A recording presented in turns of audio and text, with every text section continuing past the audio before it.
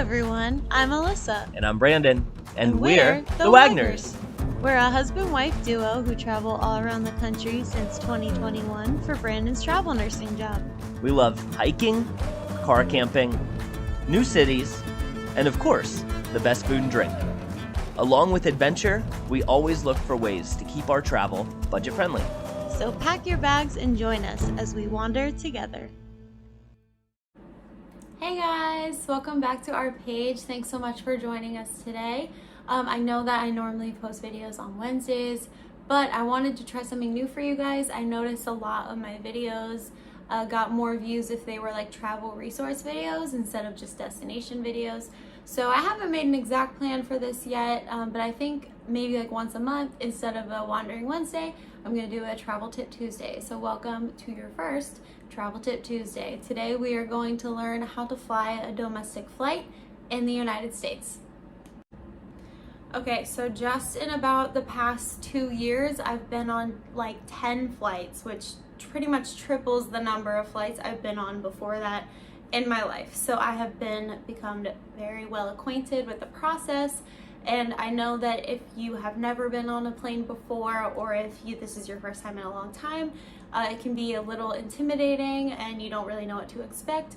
So I am here today to try and calm some of those nerves. I tried to take videos for you guys at the airport, but I felt really weird and uncomfortable.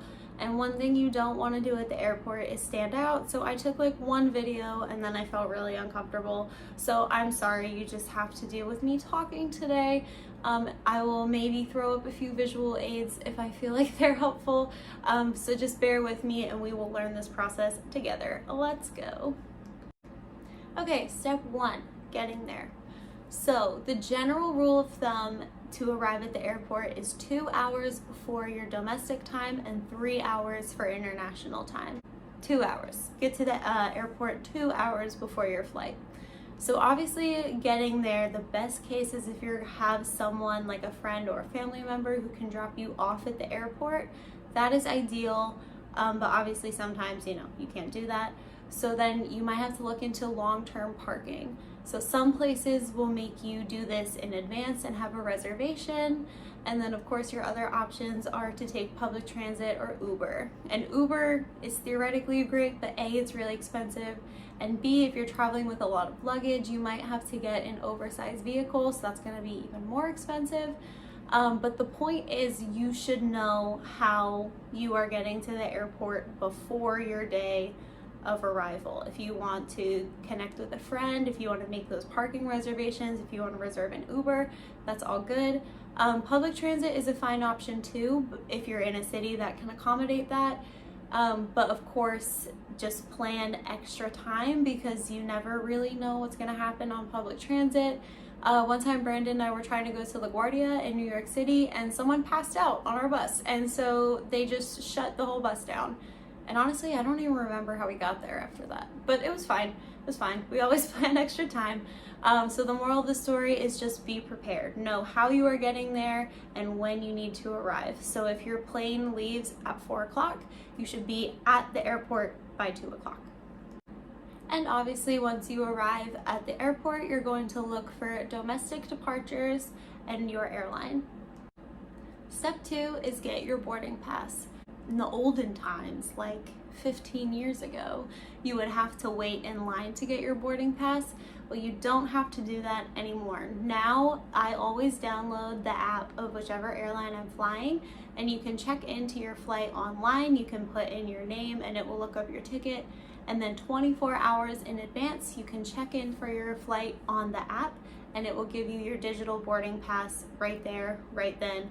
And hopefully it will even have like your terminal and your gate as well. However, if you are having issues with your app or you forget to check in, no problem. Once you get to the airport, there will be little kiosks. First find your airline and then each airline will have their own little kiosks. And you can search for your name and then it will print you out a physical boarding pass ticket. So please note, if you're checking bags, you still need to check in at these kiosks because you need to print your bag tickets. So if you're not checking bags and you've checked in on the app, you don't need to use these kiosks at all. unless you would like to have a physical boarding pass. But either if you couldn't get it to work on your phone, or if you're checking a bag, stop at those little kiosks, search your name and your flight, and it will print you your boarding pass and your tags for your luggage. Step 3, check your baggage. So sadly, this one is not uniform across all airlines. They all do differently what they allow you to bring. Some allow you to bring a carry-on, some you have to pay for the carry-on. They're all kind of different, but I'm pretty sure that all of them let you at least have a personal item. A personal item is 17 by 14 by 8 inches, so essentially something that can fit under the seat in front of you. If your flight allows you to have a carry-on item, that is 22 inches by 14 inches by 9 inches. And that includes the handles and the wheels, just so you know. So the carry-on items are the ones that go in the overhead compartments on the plane. If you're not sure if your bag is going to fit, a lot of them, when you're coming into the airport, they have little like kind of basket looking things that you can actually put your luggage in and see if it fits, and then if it doesn't fit, you will have to check it. Also, most don't allow carry-on items over 40 pounds. So your carry-on item is obviously the bag with you that you're going to carry on to the plane, and then this is the bag. This and your personal item are the items that need to be checked by TSA, and they can't have certain things in them. Your checked bag is a lot more loose. You still can't have like lithium batteries or certain alcohols over a certain amount of proof. There's a lot of rules, so I will link in the comments for you like what you can't have, but we'll get more into that in just a second. So if you have a layover or a connecting flight and you are checking baggage, most of the time, if it's the same airline, you will not need to pick up your luggage at your layover. But if it's a different airline, you might have to. So just to be safe, just to make sure I know, I always double check with the person checking my bag. I say, will I have to pick this up at my layover? Most of the time they tell me no, but that is definitely something that you need to plan for, or else you will not have your luggage. So I briefly mentioned this before, but if you do have bags to check, don't just get in the baggage line. You have to go to those kiosks first, because that will give you your tags for your checked items. I'm only saying this aggressively because I'm being a lot nicer than they will to you. If you wait in line for that whole time and you roll up without your tags, guess what? They're gonna send you to the back of the line. You have to go get those tags and then try again. So go to the kiosk first. Here you can check in, you can get your boarding pass. Even if you already have your virtual one, still check in on these. It will print the tags for you. You loop them around your suitcase, like sticky side together, and then you can get in line. And then they will weigh your bags and they'll put them on the conveyor belt so they go down to the plane. If you have oversized items, most of the time you don't have to pay for those, but just know that you might have to pick that up at a separate location than just the conveyor belt. I'll get into this later. But you don't really worry about your oversized bags for now. They shouldn't really be an extra charge, and aside from them being really annoying to carry, they shouldn't be too much of a hassle. So remember, your checked bag is where you're going to have all of your liquids over 3.4 fluid ounces.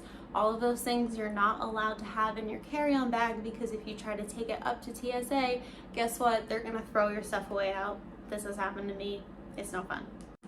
So I will link another link for you to read more information, because I personally have not had to deal with this, but all of our friends who are bringing either children or medically necessary items such as, canes, strollers, walkers, all of those things, most of them you should be able to take onto carry-on, but if not, they will have people who can get your items for you and help you get to the plane, so they will come up with something for you. So read it online if you have more questions about that, and then you can always get assistance at the airline to get all of your stuff and yourself where you need to be in time.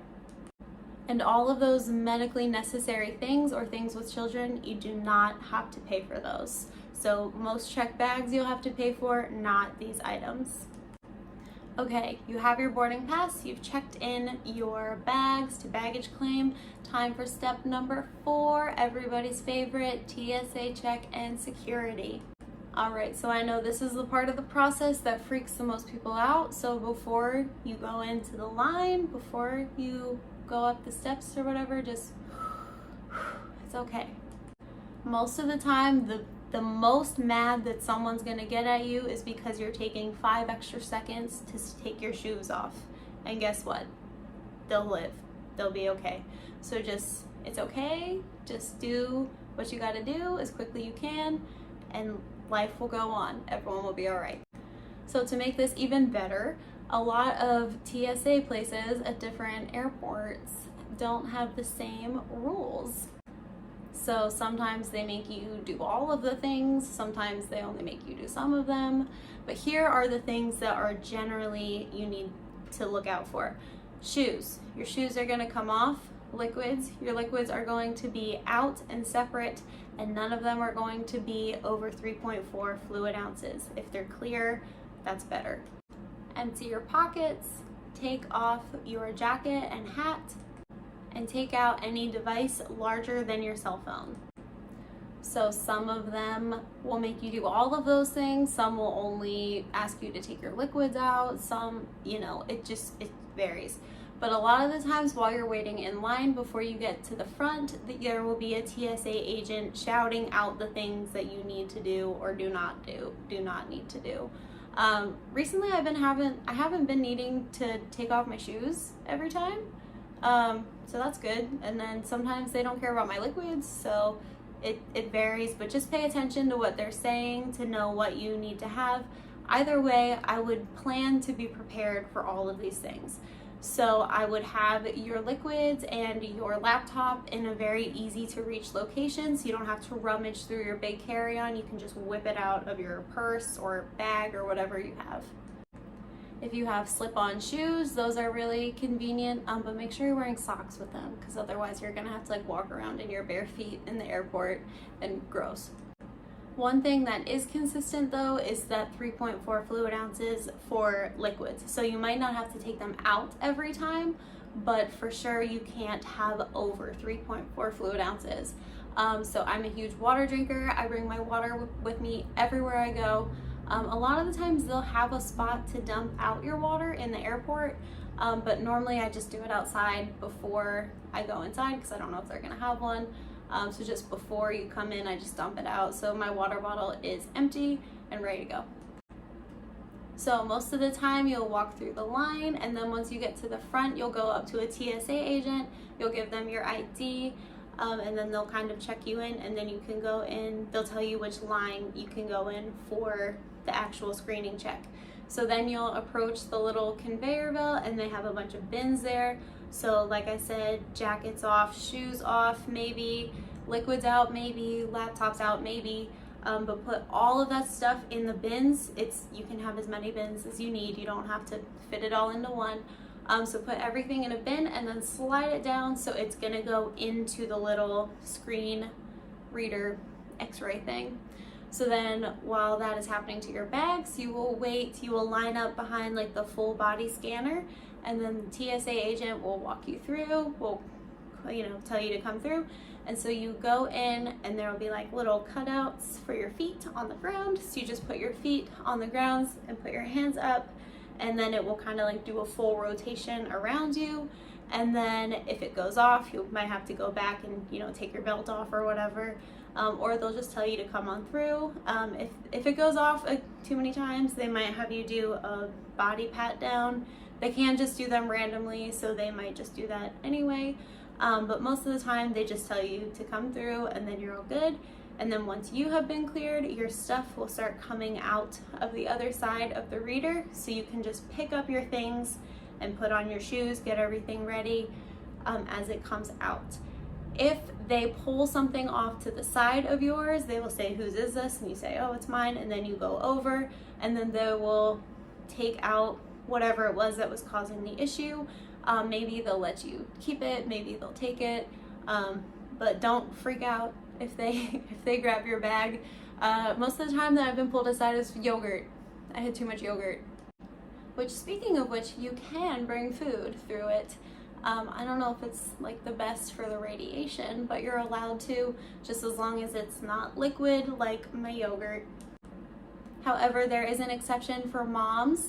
Moms, your breast milk, any like milk formula, puree for your baby or your toddler, you are allowed to bring those, and you're allowed to bring ice packs for those as well. They just need it because they are medically necessary. And also, your children don't have to be traveling with you for you to bring these items. But just to make everything easier, it's going to be best if you can keep these things separate and possibly in a clear container and label what it is, you know, formula, and then with the ice pack. That will save you some time. So once you get all of your items out of the bins, you put your coats back on, get your suitcases all together, you're all done. Good job. So it moves fast and it seems intense, but as long as you know what you are looking for, what they're looking for, it will make things much easier, much less stressful. Just calm down, it will be all okay. Okay, step 5, going to your gate. So TSA and security is definitely the worst part of this whole process. So you are pretty much in the clear now. So all you have to do is find your gate. So when you walk past security, they will have signs for your gate. So you can find your gate located on your boarding pass. If you can't find it on your boarding pass, they have the big screens that list all of the arriving and departing flights. So you just look for your flight and then hopefully it will have your gate listed for you. Most of them are letters, so it will be like A1 through 20, you know, B, whatever. So it will just point which direction it is, so you just head that way and you find your gate. And then if your gate isn't listed yet, if you have the app, it will show up on your app, and then also on those boards as well, it will say your gate. Same thing if you have a gate change. Your app will actually send you a notification, and then you can also check those boards as well. And then they'll usually make an announcement too. So some airports in the United States are huge, like Atlanta, Dallas-Fort Worth, SFO. So they actually have sky trains, which makes people kind of nervous, but they're actually really helpful. So this is not as intense as like any public transit system. They essentially just make a loop. So it will just go from, you know, A gate to D gate, just all around. So don't be intimidated. They're very well marked which one goes which way, how to get to where, and most of them are really short too. So once you have successfully arrived at your gate and you know where you were leaving from, you can just relax. We normally go to the bathroom, fill up our waters. We're trying to not buy the airport food because it's really expensive, but you can eat, obviously, and then anything that you get in this part of the airport you can bring onto the plane with you, obviously. So please know this is a really big like security threat. Don't leave your luggage unattended anywhere. If people see unattended baggage, they will confiscate it and destroy it. So if you are traveling with a partner or a buddy, you can have them watch your stuff while you go do what you gotta do. But if you're traveling by yourself, you gotta bring that suitcase with you everywhere you go. It's really annoying, but that's the way that it is. Step 6, boarding. So on your boarding pass, it should have a group number, and that is your boarding group number. Please note all parents, people traveling with young kids, people who need extra assistance getting onto the plane, those people are often boarded first, and then often they do like active military, the prime members of their airline, whatever they call their rewards program. So even if you're like group 1, you might not necessarily be first, but they'll have like different signs hopefully, and then you can line up in your group, and then when you approach the desk before you check on, they will take your ID, check your ID, and then you just scan your boarding pass, and then they'll tell you to have a good flight, and you can walk down into the plane. Once you are on the plane, you're going to put your carry-on item in the bins overhead. You're going to put your personal item in the seat, under the seat in front of you, and then sit down. Don't bother to buckle your seatbelt because you might have other people coming into your row.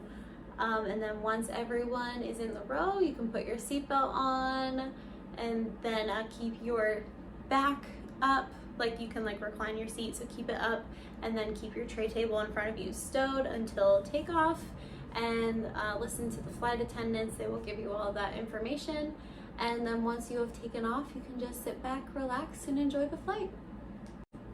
Step 7, the flight. So here's where my East Coast really comes out.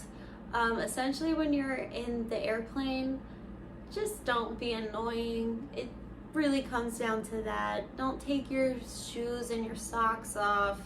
Don't be yelling to your buddy about whatever. Essentially, just act like you're in the library. Keep your conversations quiet. Use your headphones. A lot of people are either going to watch movies or read or sleep, so you just want to be courteous to everyone on the plane so you all can have a nice, relaxing trip. Step 8, disembarking. So more East Coast energy, but disembarking is like the worst 5 minutes of my life. You're just waiting for people to get off the plane, but like it just takes so long. And then if you're me, you want to stand up because you've been sitting for a long time, but you're really tall, so you can't like fully extend or else you'll hit the overhead bin. So I gotta like do this weird thing. But anyway, so really you're just gonna take your stuff out of the overhead bins and get all your stuff together and then just leave the plane. That's it. But I feel like it every time. It just takes so long. So just do it as fast as you can. Make sure you don't leave anything behind you on the plane, and then you will just head on out. Step 9, layovers. So obviously the US is huge, so if you're going from coast to coast or just a far distance, you might have to have a layover. So layovers, you just need to switch planes. Don't worry, you don't have to go through security again. You're just going to go into the airport and you'll already be at a gate, and then you're just going to find your new gate and wait for boarding. So that's it. You don't have to do anything crazy unless, remember, if you checked luggage and you're switching airlines, you might have to get your luggage. I never plan an hour, less than an hour for layovers, just because, you know, if your plane is running late or anything, you can't do anything about that. So I would not make any layover under an hour, but aside from that, you should be okay. Again, a lot of those bigger airports have the SkyTrain, so you might need to use the SkyTrain, but remember, they're really easy, they're really straightforward, so don't get nervous about that. It will help you get to your gate really fast so you're ready to go. Alright, so after you get on the second plane again and then have your flight and you are at your final destination and you've disembarked, it is time for step 10, getting your luggage. So of course this is only applicable if you did check a bag, but on your way down, make sure you remember everything, because once you hit there's like a certain no entry point, because that's where people have to get security checked to come in. So once you pass that point, you cannot go back. So make sure you have everything before you exit that no entry point and head to the baggage claim.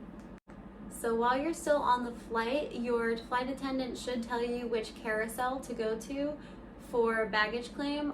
If you didn't hear them or you forgot, don't worry. The baggage claim is not that big of an area, and all of the carousels have the flight listed for which one is coming in. So if you miss it, you can just go to baggage claim and you'll be able to figure it out pretty easily.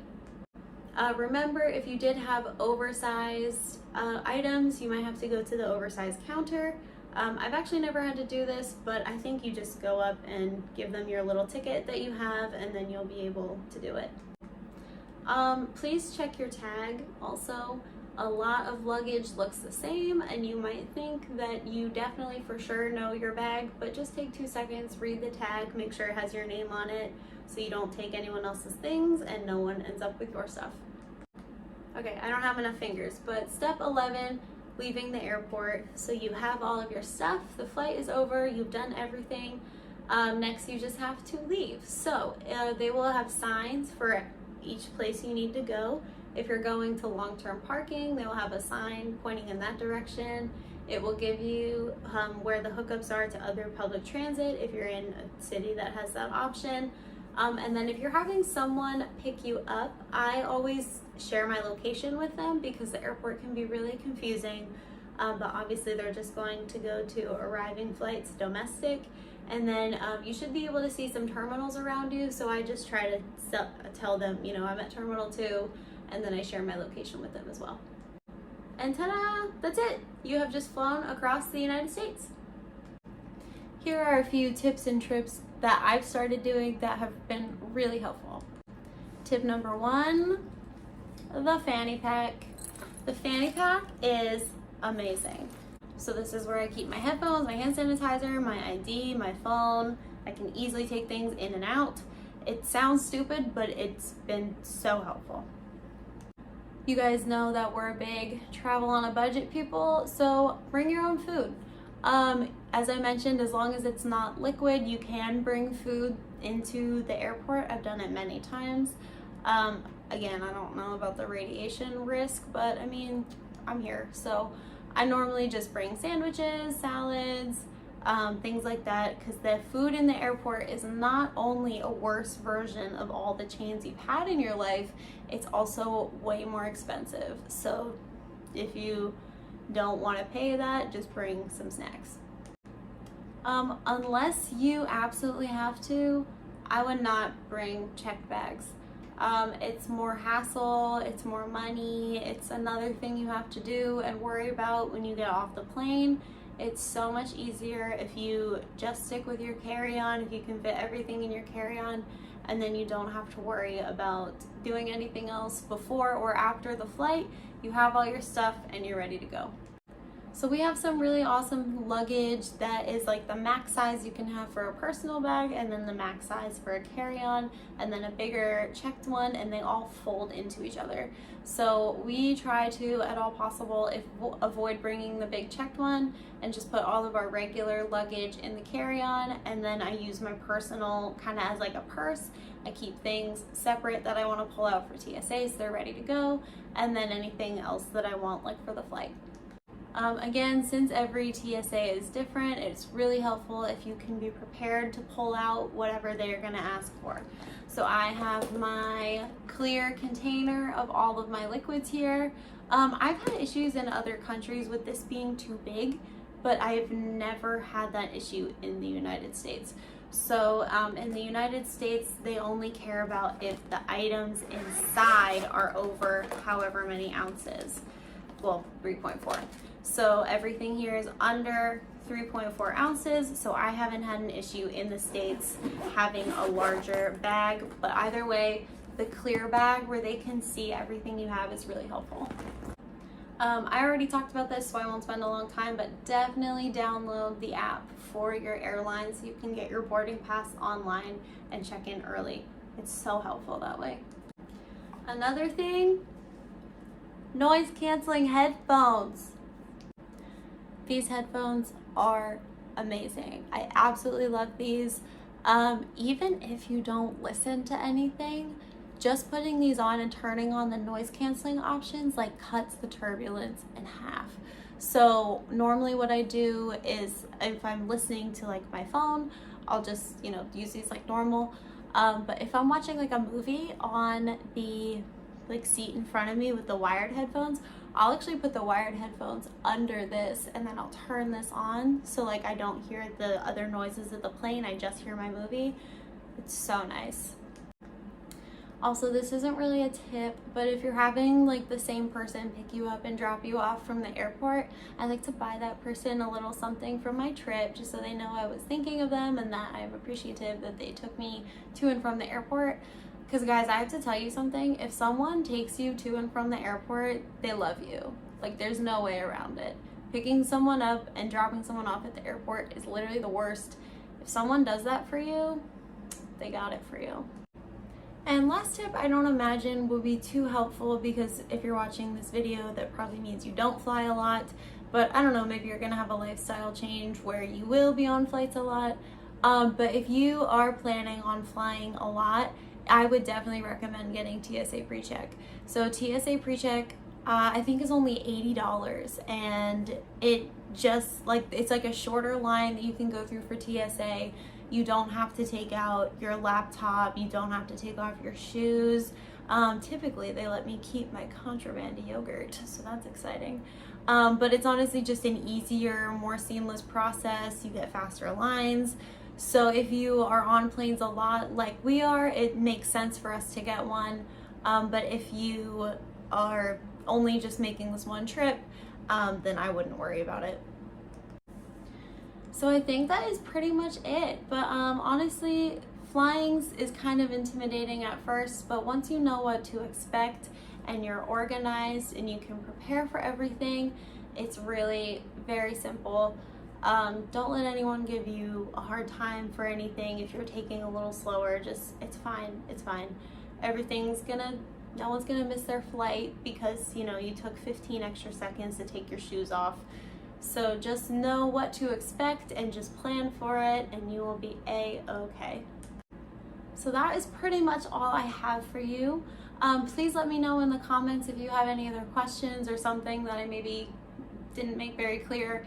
I'm so happy to answer any questions for you guys. Thank you so much for watching all of these videos. I really hope that you like these travel series, the Travel Tip Tuesday resources. So I'm excited to make more for you. Make sure you like and subscribe because I'm really excited for what we are doing next. So next we're going to dive into our international series that I'm going to call our Euro series for our 3-year anniversary. Brandon and I went to Europe, so we have so much good content from that. I'm so excited to share this trip with you. This was our first time out of North America. This was obviously our first time in Europe. I'm so excited. We have Amsterdam, Paris, London, and then 2 cities in Germany, Cologne and Frankfurt. And I am so excited to share this with you.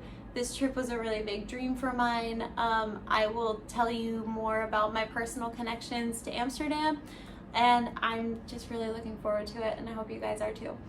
So let me know in the comments if you have any other questions about this or stuff that you want to know about those countries. And I will see you guys next week in Amsterdam. Thanks guys. Bye.